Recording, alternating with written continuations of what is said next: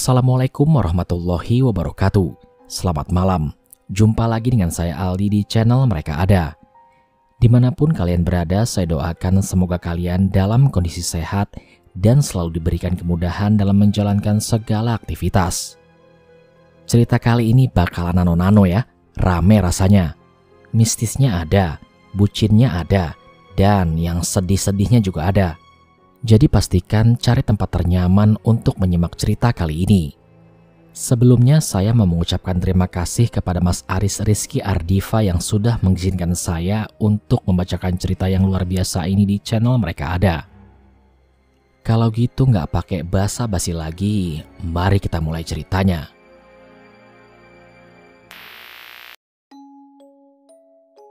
Selamat pagi sayang. Kalimat pembuka saat aku membuka aplikasi chat dari Mas Hendra. Dia lelakiku, selalu mengucapkan salam manis walau hanya lewat aplikasi. Perkenalkan, namaku Ria, cewek gemuk yang tidak bisa berdandan. Cemoohan orang selalu ditepis dengan Mas Hendra yang tak kenal lelah menyemangatiku. Dia cowok yang tidak memandang kekuranganku. Menurutnya berat badan dan muka itu hanya tampilan fisik. Yang utama buatnya adalah aku ini sehat dan baik ke sesama. Aku hanyalah mahasiswi di universitas swasta. Awal kenal dengannya sungguh tidak sengaja. Dikala aku dan beberapa sahabatku membagikan nasi ke pengemudi becak, tak sengaja ia menyerempetku. Dengan tanggung jawab ia mengobati dan membawa aku ke rumah sakit. Malu kalau diingat. Bagai adegan drama Korea. Iya. Hari ini tepat aku berumur 25 tahun. Mas Hendra semalam sudah memberiku bingkisan kado berupa buket foto kami berdua dan bunga edelweiss. Tapi kata Mas Hendra, bunga ini hanya budidaya, bukan yang ada di gunung. Setiap chattingan aku sering tanya ke dia soal gunung. Maklum, badan besar gini aku takut untuk naik gunung. Sangat jauh berbeda dengan Mas Hendra. Bila dia libur kerja, pasti sebulan sekali dia naik ke gunung. Entah doktrin apa yang membuatnya kecanduan pendakian. Kalau aku sih lebih ke parno. Soalnya dulu pernah di kampungnya Uti yang masih wilayah kaki gunung, aku dilihatkan sosok Mbak Kunti. Dari situ aku jadi parno bila Mas Hendra mengajakku naik gunung. Pasti deh, alasanku yang keluar soal nafas dan berat badan. Namun tiba-tiba Mas Hendra me-WA aku. "Dek, kamu minggu depan libur nggak?" Tanya Mas Hendra. "Libur mas, emangnya ada apa?" Jawabku. "Naik gunung yuk, biar kamu gak penasaran sama bunga edelweiss," jawab Mas Hendra. Bentar mas, aku belum tahu loh apa aku mampu atau enggak. Mas kan tahu berat badanku gimana," jawabku pada Mas Hendra. "Udah, nanti kan sekalian olahraga," jawabnya dengan enteng. "Olahraga gimana? Yang aku bisa kan cuma renang, bukan naik gunung. Tapi biar gak penasaran dengan bunga edelweiss, aku cobalah. Niat bismillah, pasti aku sampai," ucapku dalam hati. 1 minggu sebelum melakukan pendakian, Mas Hendra memintaku olahraga ringan, jalan kaki atau lari-lari kecil. Bahkan di hari Rabu, aku luangkan waktu untuk berenang. Hobiku dari dulu. Walau aku sedikit cabi, untuk urusan berenang aku masih mampu mengelilingi 2 kali putaran. Dengan keyakinan kuat, aku beranikan diri minta izin ke orang tuaku. Mama papa kaget ketika aku berpamitan untuk naik gunung, tapi malah didukung sama mereka. Aku diizinkan, kata papa, biar lemakku terbakar saat berjalan kaki. Dan tambahan dari mama, biar aku gak makan coklat yang menjadi makanan favoritku. Namun semua itu bukan aku anggap bulian, malah sebagai semangatku untuk tetap hidup sehat. Walau berat badanku di atas rata-rata cewek seumuranku dan lingkar pinggangku 2 kali lipat dari gadis bohai lainnya, tapi untuk ukuran pede aku nomor 1. Aku punya Mas Hendra yang mau menerimaku apa adanya. Singkat cerita, hari pendakian semakin dekat. Olahragaku semakin aku intensifkan. Kata Mas Hendra itu untuk melemaskan otot saat pendakian. "Mas, alatku besok apa aja yang harus aku bawa?" Tanyaku lewat WA. "Bawa baju ganti aja dek, nanti dimasukin tasku," jawab Mas Hendra. "Yakin mas, ngajak aku?" Tanyaku meyakinkan lagi. Yakin dong, ayo, optimis, jawabnya. Memang cowokku ini pintar kalau untuk menyemangati. Malam sebelum pendakian, aku mempersiapkan kebutuhanku sesuai arahan dari Mas Hendra. Tapi ada satu yang kelupaan, aku belum beli obat. Aku ini sering gatal bila kena serangga. Kulit yang sensitif menjadikanku waspada dengan obat-obatan oles. Karena persediaan mamah juga habis, aku putuskan sehabis Isya berjalan kaki ke apotik. Hitung-hitung pemanasan 300 meter lumayan lah. Tapi aku lupa, salah satu rumah di komplekku ada yang kosong dan terkenal horor. Dengan optimis seperti yang Mas Pandu ajarkan, aku mencoba melewatinya dengan sedikit melirik penasaran. Nah, apakah penasaran inilah yang menjadikan aku bisa peka? Malam yang belum larut dan jalanan yang masih ramai, bisa-bisanya waktu lewat di depan rumah itu bulu kuduku berdiri. Aku lirik ke arah rumah itu, ada bayangan wanita berdiri dengan menggelengkan kepala. Aduh, sial, dia nongol lagi, ucapku dalam hati. Sontak langkah aku percepat, namun bayangan wanita itu di kepala masih saja terngiang. Kenapa dia menggelengkan kepala? Ah, udahlah, mungkin itu tandanya ia ingin berkenalan balik denganku. Setibanya di apotik, aku membeli obat oles yang biasa aku pakai. Dan di saat pulang, aku lewat seberang jalannya dan melirik. Bayangan itu masih di situ dan lagi-lagi menggelengkan kepala, seolah dia memintaku untuk tidak atau jangan. Nah, jangan untuk apa? Bukannya takut, tapi aku malah bertanya-tanya. Tadi itu siapa? Mengapa setiap aku lewat menggelengkan kepala? Apa iya aku lebih serem dari dia dan aku menakutinya? Pikiran kacauku kuhapus ketika aku sampai di teras rumah. Sebelum masuk rumah, bau wangi mawar menusuk hidungku. Gila, wangi banget. Padahal mamah nggak nanam bunga mawar. Lalu ini wangi apa? Pikiranku kembali ke pertanyaan-pertanyaan yang tak pernah bertepi. Sesampainya di kamar, aku tata lagi peralatanku untuk besok. Aku lihat di HP Mas Hendra memberikan kata-kata manis dan mengirimkan foto kala ia mendaki ke gunung itu bersama teman-temannya. Wih, keren banget pemandangannya. Dan besok aku kesana dengan dia. Semangatku kembali lagi dan kupersiapkan istirahat untuk menghadapi hari esok. Dan tibalah hari pendakian. Pagi-pagi Mas Hendra sudah menjemputku. Dia minta izin ke mama papa untuk mengajakku naik gunung. Banyak pesan mama papa yang tidak bisa aku tulis. Hanya saja seperti pesan orang tua ke anaknya untuk selalu jaga diri.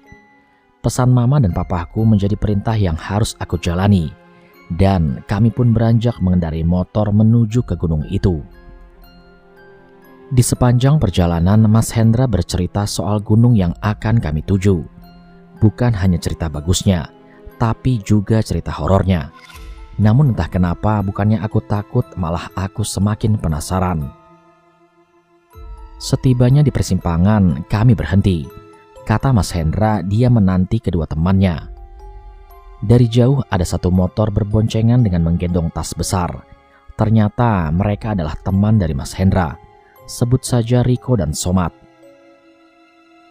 Setelah berkenalan, kami pun lanjut menuju pos pendakian. Jalur yang melewati ladang warga kaki gunung memberikan obat untuk mata.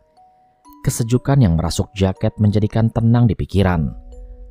Setibanya di pos pendakian, motor Mas Hendra ditata di parkiran, disusun oleh Riko dan Somad. Wah, keren banget pemandangannya, gumamku dalam hati. Hijaunya ladang warga bagai terlindungi jajaran pegunungan. Aku lihat banyak orang yang sedang asik bermain gitar di samping pos pendaftaran. Warung di mana ya? Tanya Mas Hendra. Itu di sana. Emangnya mau beli apa? Bukannya udah komplit? Tanya Riko pada Mas Hendra. Beli paracetamol buat jaga-jaga kok, jawab Mas Hendra. Loh, kamu sakit Mas? Tanyaku. Enggak kok dek, buat jaga-jaga aja, jawab Mas Hendra dengan mengelus kepalaku sampai kupluk yang aku kenakan terlepas. Ih, Mas Hendra, senangnya ngerusak rambutku, Jawabku dengan manja. Hehe, kan udah kebiasaan sayang, jawab Mas Hendra. Terus, bikin baper aja di depanku, anggap aja aku patung, sahut Riko dan Somad. Lah biarin, syirik aja, jawabku memeluk tangan Mas Hendra. Sebentar ya dek, aku ke warung dulu, ucap Mas Hendra sembari meninggalkanku dan teman-temannya. Kemudian Riko duduk di dekat tas sambil bermain HP. Mungkin dia mengabari pacarnya kalau ia sudah tiba. Somad kemudian mendatangi pos untuk mengisi formulir pendaftaran.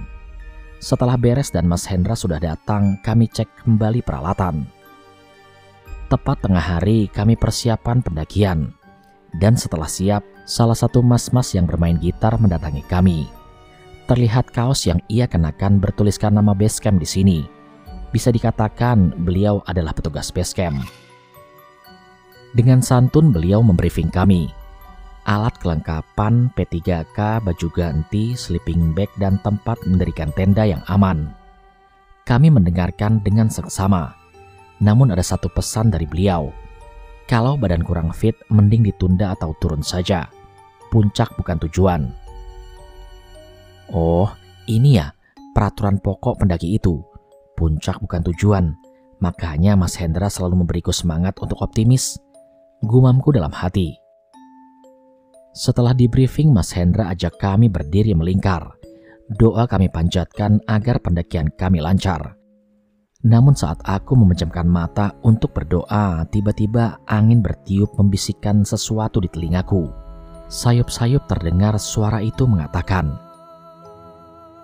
"Jangan naik." Aku buka mata. Aku lihat kanan dan kiri, ternyata tidak ada orang. Cuaca kala itu cerah walau sedikit berkabut. Aneh, apa maksudnya suara itu? Ucapku dalam hati. Berdoa pun selesai. Kami mulai perjalanan setelah jam 12 siang. Riko jalan di depan dan Mas Hendra di belakangku. Aku yang baru pertama mendaki berasa kesusahan. Namun dengan sabar Mas Hendra menuntunku. Nafas yang tadi memburu dan langkah kaki yang konsisten menemukan ritme perjalanan. Ternyata benar apa yang dikatakan Papa semalam. Diet yang sehat adalah berjalan. Baru beberapa menit berjalan, keringatku sudah bercucuran. Mas Hendra di belakang memberi aku semangat. Dia sangat optimis aku bisa sampai di puncak. Hingga akhirnya perjalanan dari base camp ke pos 1 yang hanya memakan waktu normalnya 1 jam, kami lalui dengan 1,5 jam perjalanan. Nggak masalah dek, namanya juga pemula, jawab Mas Hendra. Jawaban Mas Hendra selalu meneduhkanku. Riko dan Somad juga tak henti-hentinya menyemangatiku. Aku tersugesti optimis yang dibangun oleh Mas Hendra. Sampai malam tiba, kami masih di jalur di atas pos 3. Langkahku yang pelan membuat kami bertemu malam. Namun lagi-lagi Mas Hendra dan teman-temannya memberi aku semangat. Seperti telah dikomando, Somad dan Riko selalu menanti di depan dikala aku dan Mas Hendra tertinggal jauh di belakang. Malam menyusuri hutan gunung menjadi pengalaman baru untukku. Aku teringat pesan Mas Hendra kemarin. Jangan menganggap dirimu sendirian, karena mereka itu menemani tiap jengkalnya. Jangan hiraukan mereka dan tetap fokus pada tujuan. Pesan itu yang tersemat di kepalaku. Karena jujur, aku ini bukan anak IndiHome. Tapi entah kenapa semenjak lihat di depan rumah kosong dekat rumahku kepekaanku terbuka. Aku merasakan pandangan mata mengawasi langkah kami. Dan tiba-tiba saja aku berhenti.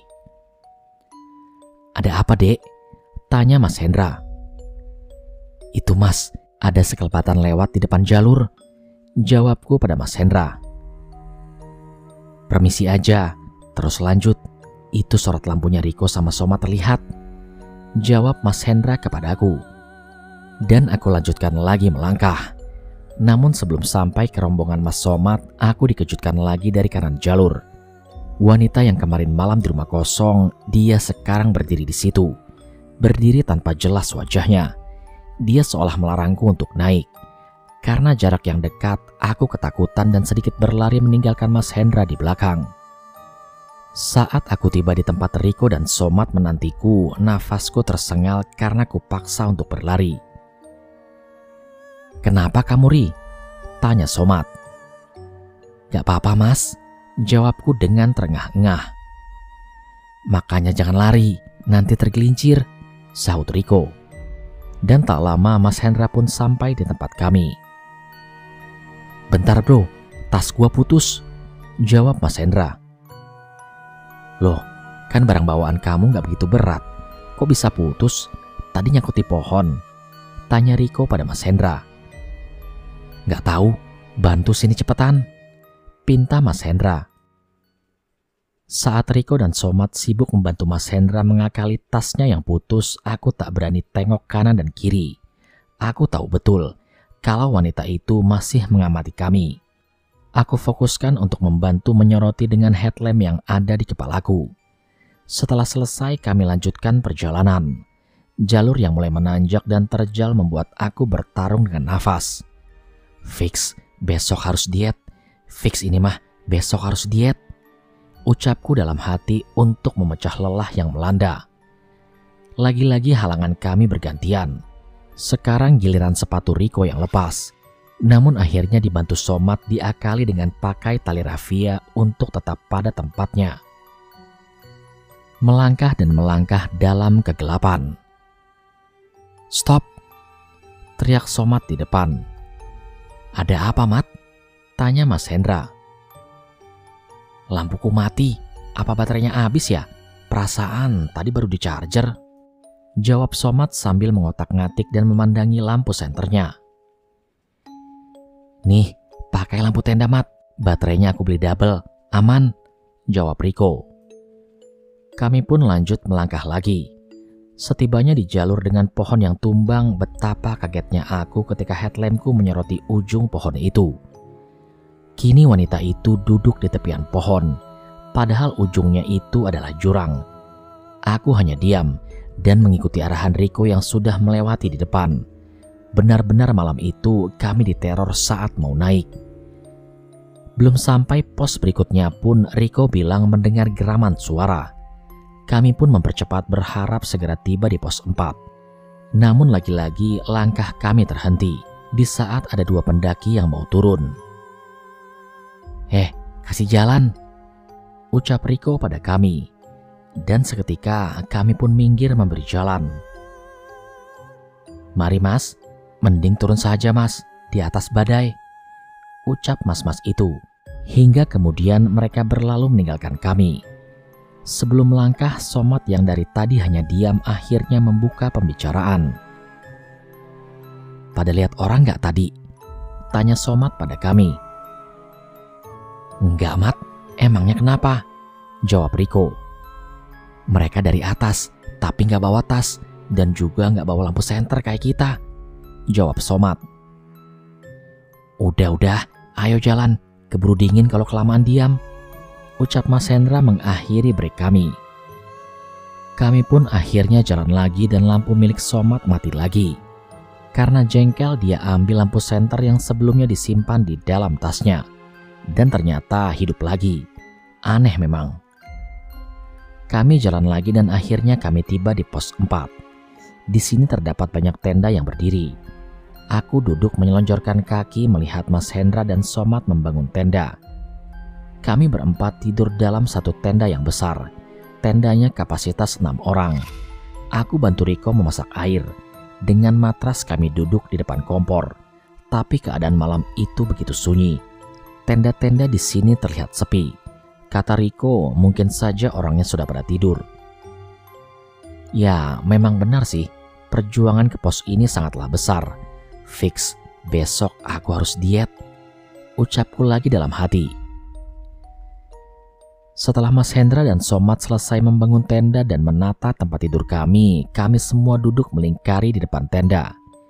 Kami bercerita dan aku menanyakan puncak apakah masih jauh. Dari jawaban Mas Hendra, perjalanan ke puncak tinggal sebentar lagi dan perjuangannya sudah tidak seberat tadi. Kopi dan jahe yang terseduh kami seruput untuk menghangatkan tubuh. Mas Hendra kala itu hanya minum air putih hangat. Katanya mau minum obat. Alasannya sih hanya menjaga kesehatan. Malam ini Somad dan Riko yang memasak. Sebenarnya aku ingin membantu tapi tidak diperbolehkan. Katanya agar aku merasakan masakan buatan cowok di gunung. Akhirnya aku hanya duduk di dekat Mas Hendra. Seperti kebiasaannya, dia mengelus kepalaku. Tapi aku merasakan lagi hal yang tidak aku sukai. Di sebelah Mas Hendra terlihat warna hitam. Aku diam dan makin memeluk Mas Hendra. Sampai tiba Riko berceloteh dengan heran. "Kok suasananya aneh ya? Gak kayak dulu," ucap Riko. "Hus, jangan gitu. Fokus masak aja, ntar gosong," jawab Somad. "Jangan ngomong gitu, nanti malah ditakutin," jawab Mas Hendra. Lagi-lagi Mas Hendra berusaha meneduhkanku. Dia memberi kehangatan dan perlindungan kepadaku. Aku hanya duduk dan menatap kegiatan dua sahabatnya memasak. Dan tak lama makanan pun jadi dan kami santap ramai-ramai. "Nih dek, aku suapin," ucap Mas Hendra dengan mengarahkan sendok berisi makanan ke mulutku. "Nih Mat, aku suapin juga," canda Riko kepada Somad memecah keheningan. "Ih, Mas Hendra, buat aku malu aja," jawabku setelah memakan makanan yang ia suapi. Ngapain malu? Besok belum tentu aku bisa nyuapin kamu lagi," jawab Mas Hendra. Aku hanya mencubit perut Mas Hendra karena ucapannya yang begitu tidak enak didengar. Aku lihat Riko dan Somad dengan lahap memakan nasi yang ada di atas piring plastik. Namun tiba-tiba seperti cahaya kilat menyambar mataku. Terlihat nasi itu berubah menjadi kembang yang dimakan. Mataku aku usap-usap untuk memastikan apakah hanya halusinasi atau kenapa. Pertanyaan itu yang berputar di kepalaku. Sampai-sampai Mas Hendra yang menanyaiku tak aku jawab. Setelah sadar baru aku menjawab dengan berbohong. Aku beralasan mataku kelilipan.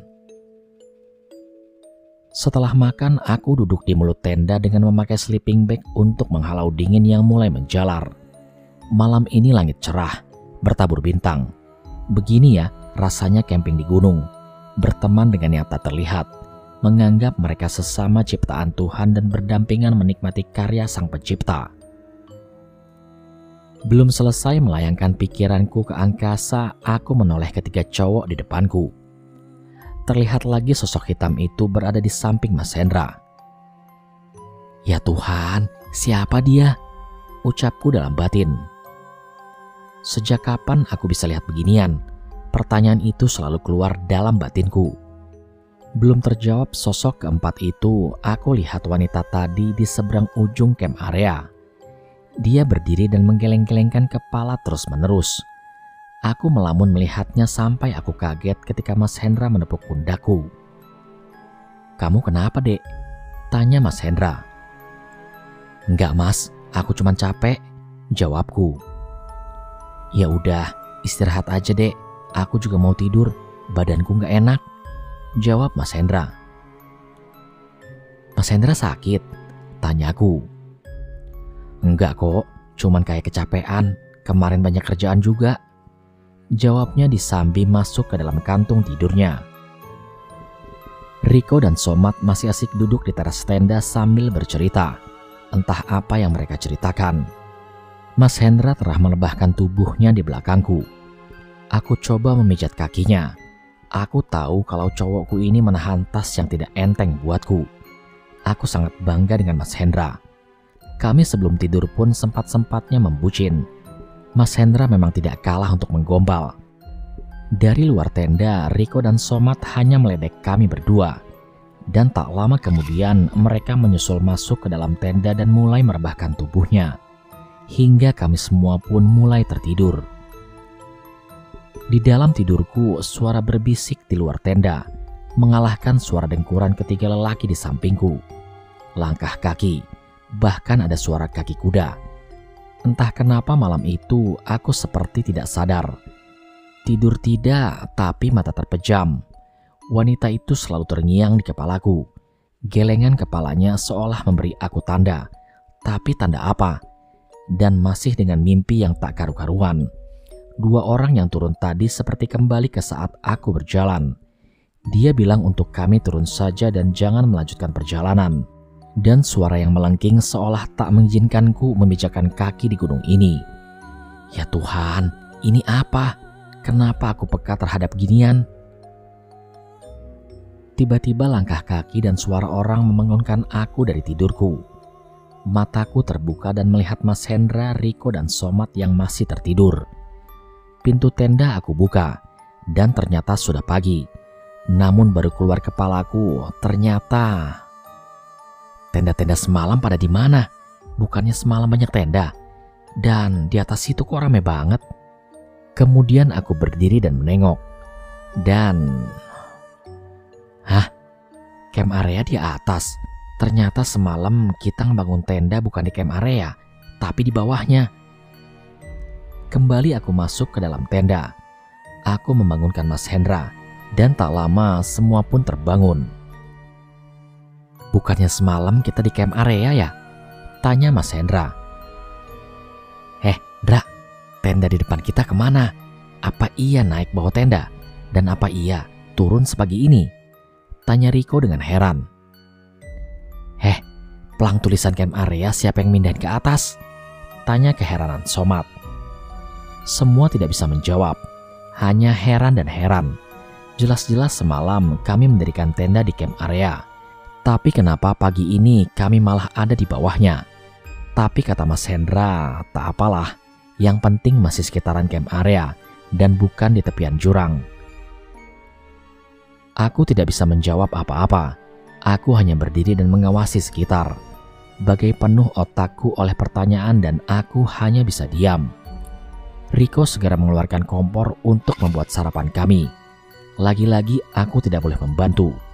Dan akhirnya aku jalan-jalan saja melihat keindahan pagi di camp area. Apakah ini yang menjadikan candu? Lautan awan di atas ketinggian. Dek, itu di atas sana. Tahu nggak bunga apa? Tanya Mas Hendra mengagetkanku. Edelweiss, jawabku dengan singkat. Dan tanpa menjelaskan, dia hanya tersenyum dan menandakan memang itu benar ladang bunga Edelweiss. Nanti kita lewati saat ke puncak. Jawab Mas Hendra mengajakku kembali ke dalam tenda. Ya Tuhan, terima kasih telah izinkan aku melihat hasil karyamu. Bunga keabadian, bunga di atas ketinggian. Gumamku dalam hati. Kopi terseduh dan mie instan yang telah matang menemani pagi kami di atas ketinggian. Namun pagi ini Mas Hendra bertingkah aneh. Dia hanya makan roti. Katanya tidak lapar, padahal dia favorit sekali dengan mie instan. Singkat cerita, makan pun selesai. Mas Hendra mengajak kami untuk mempersiapkan diri menuju puncak. Aku lihat Mas Hendra sedikit pucat. Katanya sih dia hanya menahan dingin dan tidak menjadi masalah. Aku yang awam hanya mengiyakan dan berjalan di depannya. Riko dan Somat yang menjadi penunjuk arah di depan mengatakan bila puncak tinggal sebentar lagi. Di ladang Edelweiss yang banyak dan bahkan tak terhitung lagi jumlahnya, Mas Hendra mengajakku berhenti. Lalu lalang pendaki yang melewatiku tak lagi aku hiraukan. Sosok romantis di depanku kembali mengeluarkan jurusnya. Di dekat bunga Edelweiss yang bermekaran bunganya, ia memberi aku cincin. Kata dia setelah kuliahku selesai, dia akan melamarku. Bagaimana hati tidak berbunga-bunga, dilamar di atas gunung, berhiaskan pemandangan Edelweiss dan lautan awan. Jelas aku tidak bisa berkata apa-apa. Aku bahagia dan aku sampai meneteskan air mata. Janji Mas Hendra menuntunku sampai aku ke puncak ia tepati. Aku peluk dia dan aku ucapkan terima kasih kepada Mas Hendra. Teruntuk Mas Hendra, sulit sekali aku ungkapkan di tulisan ini bagaimana perasaanku kala itu. Setelah memberi aku cincin, Mas Hendra mengajakku untuk menyusul Riko dan Somat. Sesampainya di puncak, kedua teman Mas Hendra telah menanti kedatanganku. Dan seketika aku sujud syukur. Karena bukan hanya aku bisa menginjakkan kaki di puncak, tapi aku dilamar oleh kekasihku. Tak berlama-lama di puncak, Mas Hendra mengajak kami kembali ke tenda. Dengan perlahan aku menuruni jalur yang cukup terjal. Riko dan Somad dengan sabar menantiku di depan. Mereka sesekali membantuku menuruni jalur dengan menjulurkan tangannya kepadaku. Mas Hendra masih di belakang mengekor dan menuntunku dengan cerewetnya. Sesampainya kami di tenda, kami beristirahat sejenak. Foto-foto di ladang Edelweiss begitu banyak. Foto ini akan aku pajang dan aku bingkai di dalam kamarku. Tepat jam 11 siang, Mas Hendra mengajak kami untuk turun. Mukanya begitu pucat dan ia juga ditanyai oleh Riko. "Kamu pucat kenapa, Ndra?" tanya Riko. "Gak apa-apa, ya udah, ayo cepetan turun," jawab Mas Hendra. Aku hanya membantu sebisaku. Semua peralatan camping di-packing oleh Riko dan Somad. Setelah selesai kami berdoa dan melanjutkan perjalanan turun. Kini langkah kaki kami begitu pelan. Memang beda saat naik dan turun. Lebih cepat di saat turun.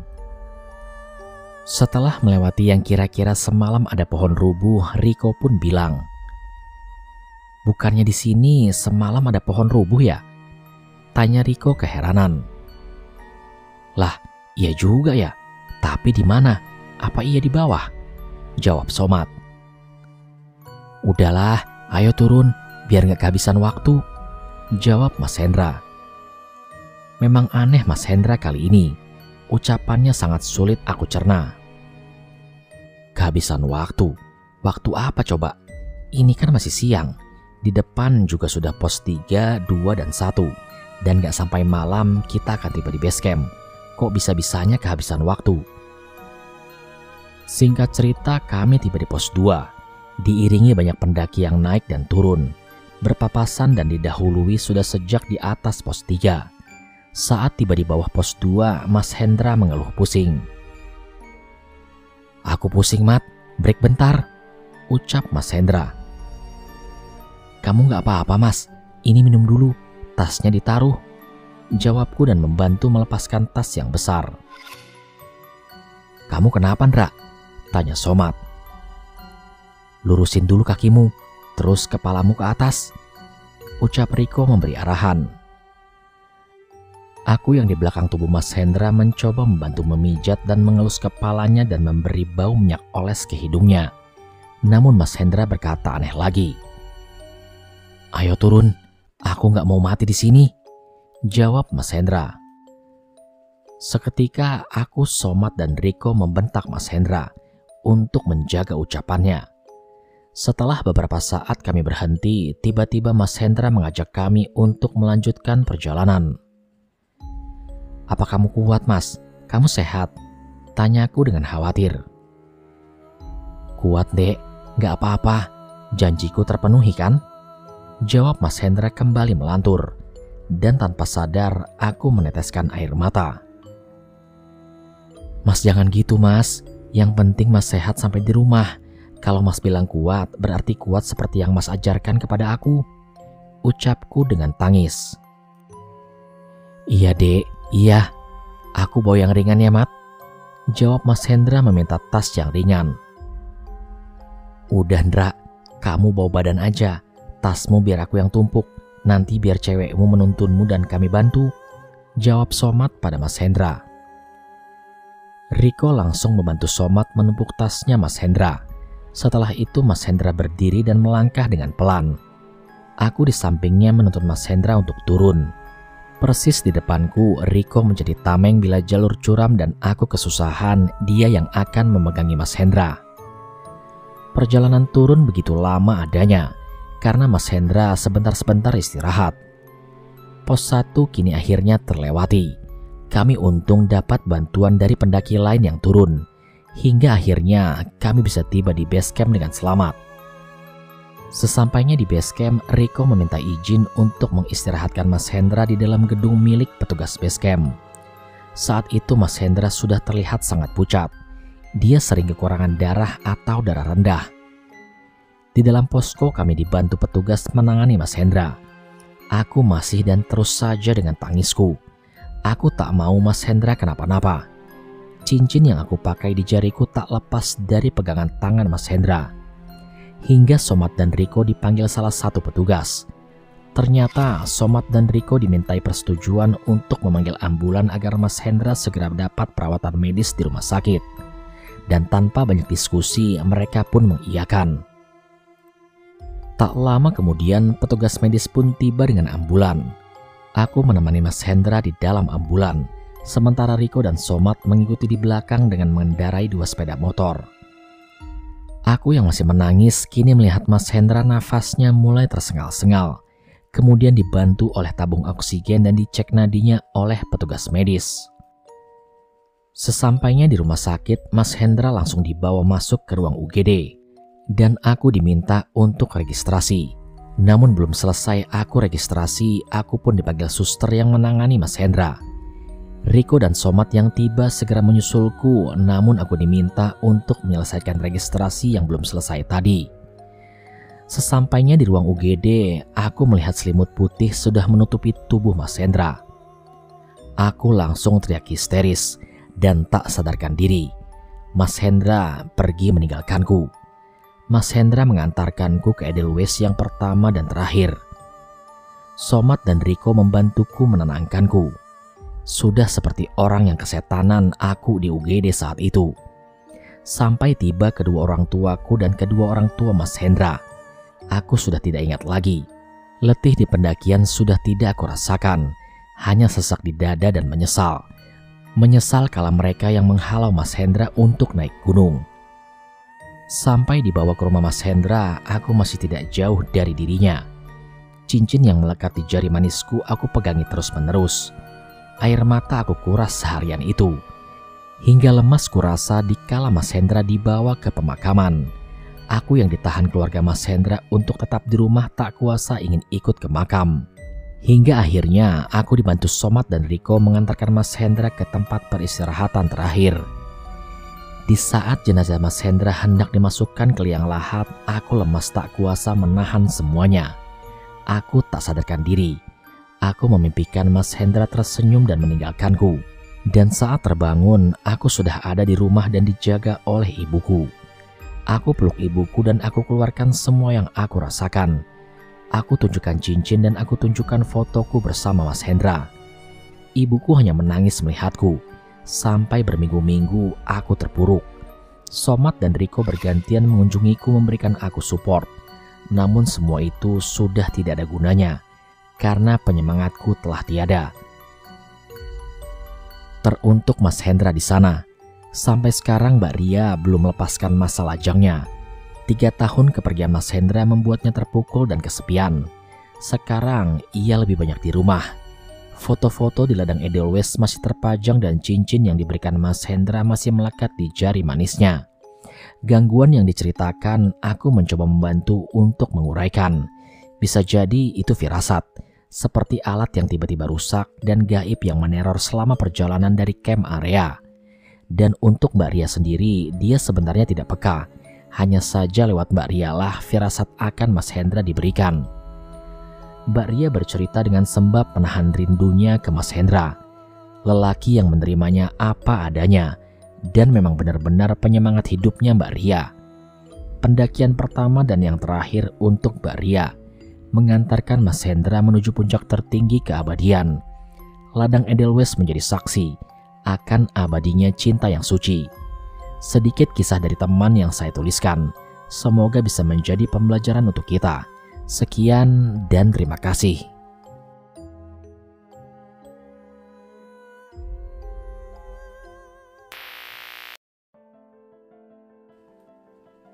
Sekian cerita pada kesempatan kali ini. Mari sama-sama kita doakan semoga Mas Hendra diterima amal ibadahnya. Dan untuk Mbak Ria, semoga kedepannya bisa menemukan lelaki yang bisa menerimanya apa adanya. Dan terima kasih yang sebesar-besarnya kepada Mas Aris Rizky Ardiva yang sudah mengizinkan saya untuk membacakan cerita yang luar biasa ini di channel Mereka Ada. Dan terima kasih pula kepada teman-teman yang sudah setia menyimak channel Mereka Ada. Nantikan cerita-cerita lainnya yang pastinya tidak kalah seru. Sampai di sini dulu perjumpaan kita kali ini. Sampai bertemu pada episode selanjutnya. Saya Aldi pamit undur diri dari hadapan kalian. Wassalamualaikum warahmatullahi wabarakatuh.